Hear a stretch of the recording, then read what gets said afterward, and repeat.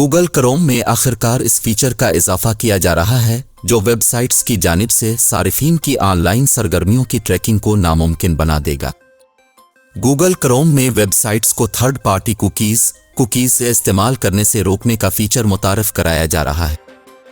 Websites की जानिब से थर्ड पार्टी कुकीज़ को इस्तेमाल करके लोगों के ऑनलाइन रवैयों को ट्रैक किया जाता है और उसकी बुनियाद पर इश्तिहारात दिखाए जाते हैं।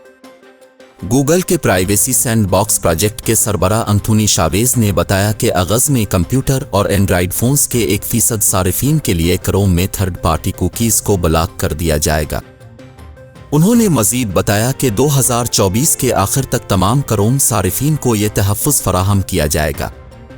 ख्याल रहे कि गूगल की जानिब से इस फीचर पर काफ़ी अरसे से काम किया जा रहा था, मगर इस पर अमल दरामद मुतअद्दिद बार मुलतवी किया गया। क्रोम में की जाने वाली ये तब्दीली वेबसाइट्स के लिए बहुत बड़ी होगी।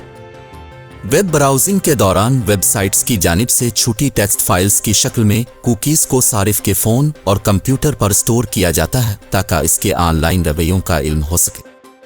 थर्ड पार्टी कुकीज़ तक रसाई रोकने से सारिफ की ऑनलाइन प्राइवेसी को तहफ़्फ़ुज़ मिलेगा।